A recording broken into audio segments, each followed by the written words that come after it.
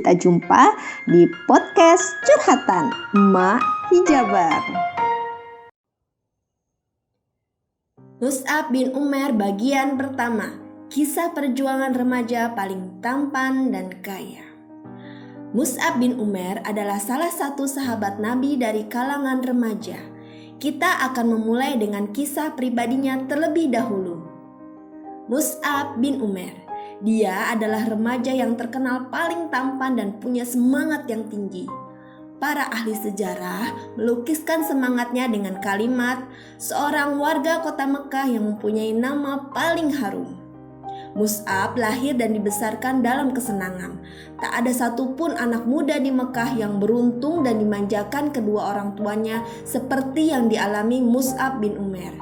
Ia biasa hidup dalam kemewahan dan sering menjadi bahan pembicaraan di antara gadis-gadis di Mekah. Ia pun selalu menjadi bintang di berbagai acara-acara. Wow, sungguh kisah hidup yang penuh pesona. Ia diberi gelar oleh kaum muslimin dengan nama Mus'ab yang baik. Ia menjadi pribadi muslim yang tangguh dengan ditempa oleh Islam dan dididik oleh Muhammad SAW. Inilah kisahnya. Suatu hari, Mus'ab bin Umair mendengar berita yang telah tersebar luas di kalangan warga Mekah mengenai Nabi Muhammad SAW. Muhammad mengatakan bahwa dirinya telah diutus Allah sebagai pembawa berita suka dan duka, sebagai dai yang mengajak umat beribadah kepada Allah yang Maha Esa. Semua berita di Mekah terpusat pada cerita tentang Rasulullah dan agama yang dibawanya. Ada berita bahwa Rasulullah bersama pengikutnya biasa mengadakan pertemuan di Bukit Sofa, rumahnya Arqam bin Abil Arqam. Sore hari, ia pergi mengikuti rombongan pengikutnya Rasulullah. Ia pergi ke tempat Rasulullah sering berkumpul dengan para sahabat untuk mengajarkan ayat-ayat Al-Quran dan membawa mereka sholat beribadah kepada Allah SWT. Baru saja Mus'ab duduk, ia langsung terpesona dengan ayat-ayat Al-Quran yang mengalir dari kalbu Rasulullah, bergema melalui kedua bibirnya dan sampai ke telinga, meresap ke dalam hati para pendengarnya. Mus'ab terpesona dengan kalimat Rasulullah yang tepat sasaran ke dalam hatinya. Hampir saja anak muda itu terangkat dari tempat duduknya karena rasa haru dan gembira. Tetapi Rasulullah mengulurkan tangannya dengan kasih sayang dan mengurut dada pemuda yang sedang panas bergejolak, hingga tiba-tiba menjadi sebuah lubuk hati yang tenang dan damai, layaknya lautan yang teduh dan dalam. Pemuda itu telah beriman dan berislam. Khunas binti Malik adalah ibunda Mus'ab yang berkepribadian kuat dan pendiriannya tak dapat ditawar. Ia wanita yang disegani, bahkan ditakuti. Ketika Mus'ab masuk Islam, tidak ada satupun yang takuti kecuali ibunya sendiri.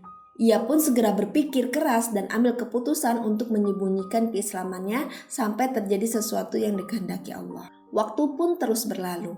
Mus'ab senantiasa bolak-balik ke rumah Arqam menghadiri majelis Rasulullah. Hatinya bahagia dengan keimanan dan ia bersedia menebus amarah murka ibunya yang belum mengetahui berita keislamannya. Akan tetapi di kota Mekah tak ada rahasia yang tersembunyi, apalagi dalam suasana seperti itu. Kebetulan seseorang yang bernama Utsman bin Tolhah melihat Mus'ab memasuki rumah Arqam secara sembunyi. Di hari lain, ia melihat Mus'ab sholat seperti Muhammad SAW. Secepat kilat, ia melaporkan berita ini kepada ibunya Mus'ab. Berdirilah Mus'ab di hadapan ibu dan keluarganya serta para pembesar Mekah yang berkumpul di rumahnya. Dengan hati yang yakin dan pasti, ia membacakan ayat-ayat Al-Quran yang disampaikan Rasulullah untuk mencuci hati nurani mereka dengan hikmah dan kemuliaan. Ketika sang ibu hendak membungkam mulut putranya dengan tamparan, tiba-tiba tangannya jatuh terkulai karena melihat wajah anaknya berseri dan kian berwibawa. Perasaan keibuan membuatnya terhindar dari memukul dan menyakiti putranya. Akhirnya putranya dibawa ke suatu tempat terpencil di rumahnya, lalu dikurung dan dipenjarakannya amat rapat. Mus'ab tinggal dalam kurung dalam waktu yang cukup lama, sampai beberapa muslim hijrah ke Habsyi.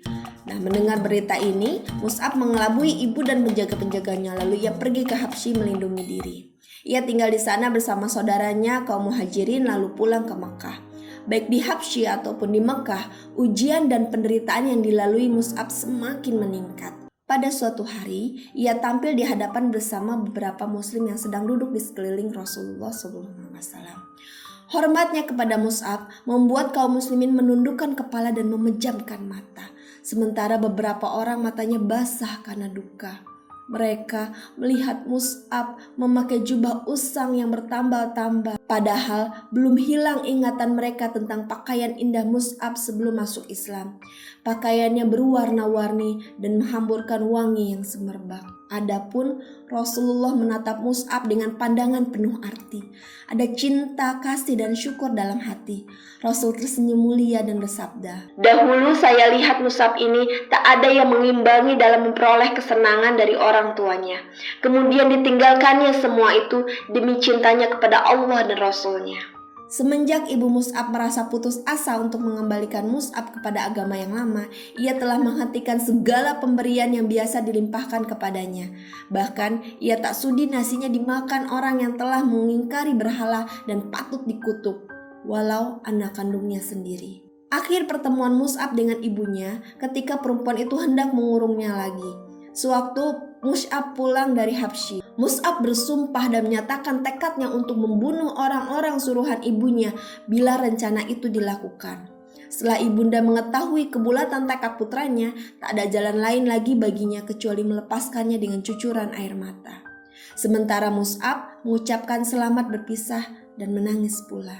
Saat ibunda mengusirnya dari rumah, ibunda berkata, "Pergilah sesuka hatimu, aku bukan ibumu lagi."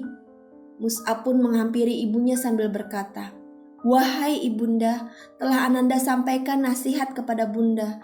Ananda kasihan kepada bunda. Karena itu, saksikanlah bahwa tiada Tuhan melainkan Allah dan Muhammad adalah hamba dan utusannya."